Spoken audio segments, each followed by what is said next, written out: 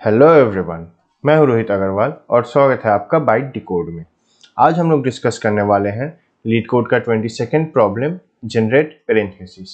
ये क्वेश्चन एक medium level question है और ये बहुत सारे कंपनियों में पूछा जा चुका है। जनरली ये क्वेश्चन इंटरव्यूअर पूछता है ताकि जो कैंडिडेट है उसका बैक ट्रैकिंग और रिकर्सन, ये दो चीज़ का नॉलेज अच्छा से टेस्ट कर सके। तो चलिए अब इसका लॉजिक और उसके बाद प्रोग्रामिंग समझ लेते हैं। सो इस क्वेश्चन में हम लोग को n पेयर ऑफ पैरेंथेसिस दिया हुआ रहेगा। हम लोग को जनरेट करना है all combinations of the well formed parenthesis, जो कि हमेशा फर्स्ट ब्रैकेट का रहेगा, फर्स्ट ब्रैकेट ओपन या फिर क्लोज। जैसे कि एग्जांपल में n इक्वल्स टू 3 दिया गया है, सो 3 से हम लोग कर सकते हैं ऐसे, जो कि फर्स्ट वाला, या फिर कोई भी पर्टिकुलरली अलग अलग तरीका से कर सकते हैं।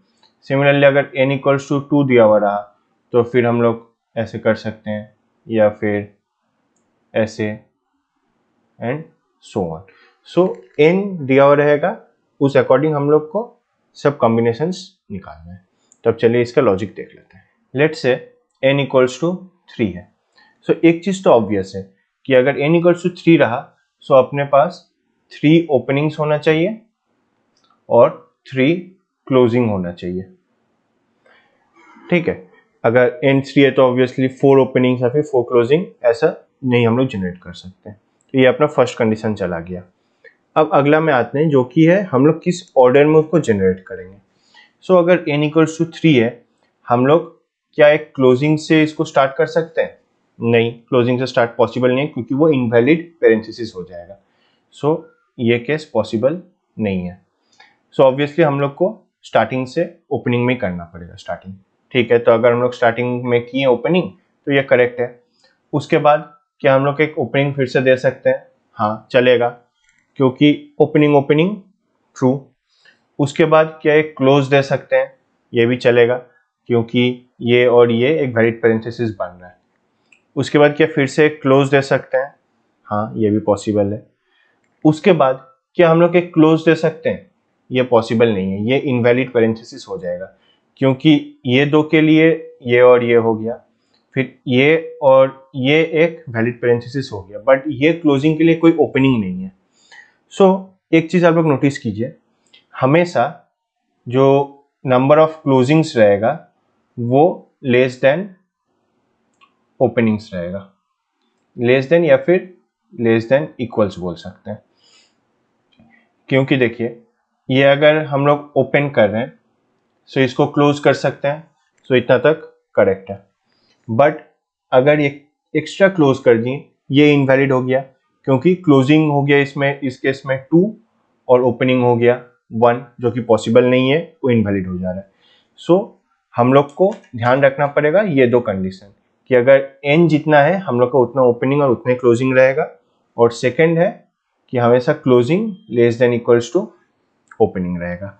बस ये दो चीज हम लोग को हैंडल करके हम लोग बैक ट्रैक और रिकर्सन यूज करके इसको इजीली कर सकते हैं। तो अब चलिए इसे देखते हैं। n इक्वल्स टू 3 के लिए हम लोग ओपनिंग से स्टार्ट कर रहे हैं। उसके बाद अगर फर्स्ट में ओपनिंग रहा, हम लोग के पास क्या क्या पॉसिबिलिटी रहेगा? ओपनिंग ओपनिंग या फिर opening and close.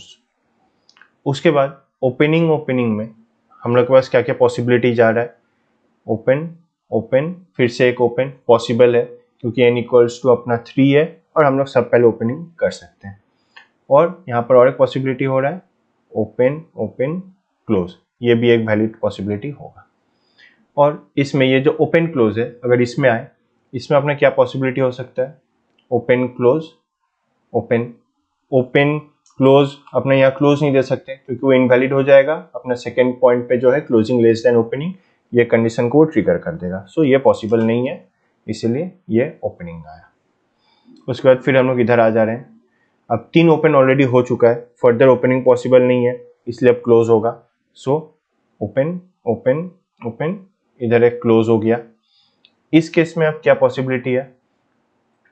Open open close था तो इधर एक ओपन कर सकते हैं हम लोग फिर से, अभी तक वैलिड ही है, या फिर ओपन ओपन क्लोज क्लोज, ये भी एक कर सकते हैं, वैलिड है क्योंकि यहाँ पर 2 ओपन्स और 2 क्लोज है।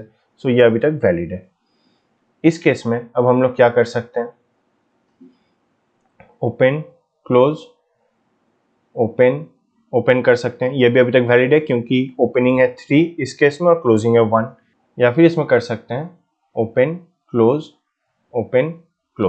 यहाँ पर ओपनिंग और क्लोजिंग दोनों इक्वल है, तो ये अभी तक वैलिड रहेगा।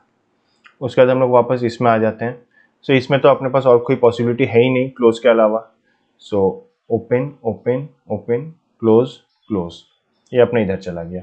अब ये जो है 2 ओपन क्लोज ओपन, इस केस में हम लोग क्या कर सकते हैं, ओपन क्लोज ओपन। 3 ओपन अपना ऑलरेडी हो चुका है, सो एक क्लोज करना पड़ेगा। क्लोज छोड़कर और अपने पास कोई उपाय है नहीं, तो ये भी अपने एंड पॉइंट की तरफ आने लगा। अब इसको हम लोग करें ओपन क्लोज।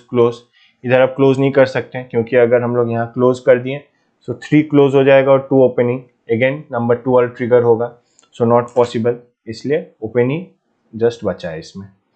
अब इस केस में हम लोग आएंगे ओपन क्लोज ओपन।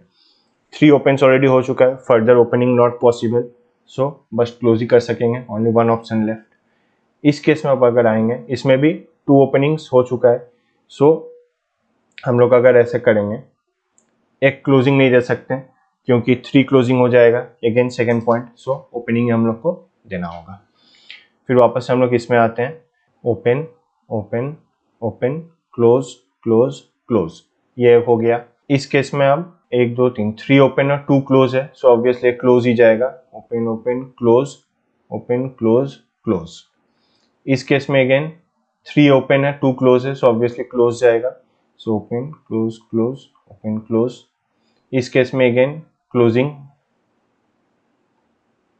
और इस केस में भी सेम क्लोजिंग जाएगा, सो ये बन जाएगा अपना all the possible combinations to generate the valid parenthesis। अब बस हम लोग को ये एक एक करके करते जाना पड़ेगा using back tracking and recursion. तो अब चलिए इसका पाइथन प्रोग्रामिंग देख लेते हैं। सो ये है अपना पाइथन कोड, जहाँ पर पहले हम लोग एक वेरिएबल ले रहे हैं रिजल्ट, जिसको एक एम्प्टी लिस्ट इनिशियलाइज कर दे रहे हैं। फिर जनरेट पैरेंथेसिस फंक्शन के अंडर में हम लोग एक बैक ट्रैक फंक्शन बना रहे हैं, ये इसलिए क्योंकि ताकि हम लोग एन ये सब वैल्यूज इजीली एक्सेस कर सकें। अब बैक ट्रैक जो है उसके पैरामीटर्स में हम लोग करेंट, ओपन काउंट और क्लोज काउंट ये 3 डाल रहे हैं। अब एक बेस कंडीशन रहेगा क्योंकि ये बैक ट्रैक अपना रिकर्सन फंक्शन बन रहा है, सो बेस कंडीशन में है कि अगर open count equals to n हुआ and close count equals to n हुआ, यानी कि जो ट्री बना रहे थे उसका जो एंड में जो रहेगा, ठीक है। सो अगर ये तो कंडीशन ट्रिगर हुआ तो अपना जो एंड में जो है करेंट यानी कि जो रहेगा उसको हम लोग रिजल्ट में अपेंड कर देंगे। अब बाकी कंडीशंस में क्या होगा, जैसे कि हम लोग ने डिस्कस किया था कि ओपन काउंट हमेशा इक्वल्स टू n होगा, तो वो तो अपना एंड कंडीशन हो गया जो कि हम लोग ने यहाँ डिस्कस किया। बट ये कब तक चलेगा, जब तक open count less then n है।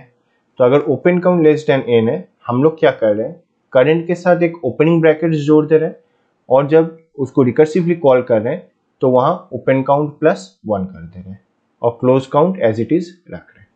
अब नेक्स्ट कंडीशन में हम लोग ने ऐसे डिस्कस किया था कि close count less than equals to open count होगा, बट यहाँ पर हम लोग intentionally less than open count लिख रहे हैं क्योंकि जब तक close count less than open count है हम लोग और क्लोजिंग ब्रैकेट्स जोड़ सकेंगे। अब अगर यहाँ पर इक्वल्स हो गया, लेट्स से क्लोज भी 2 ओपन भी 2, तो हम लोग यहाँ पर क्या कर रहे हैं, करेंट प्लस 1 में क्लोजिंग ब्रैकेट दे रहे हैं तो क्लोजिंग 3 हो जाएगा। सो इस कंडीशन को हैंडल करने के लिए हम लोग close count less than open count रख रहे हैं और वहाँ पर करेंट से क्लोजिंग ब्रैकेट जोड़ रहे हैं और open count as it is जा रहा है और क्लोज काउंट प्लस 1 हो जा रहा है क्योंकि एक एक्स्ट्रा क्लोज ब्रैकेट हम लोग ने इंसर्ट किया है। बस ये 3 कंडीशन हम लोग इजीली लिख सकते हैं।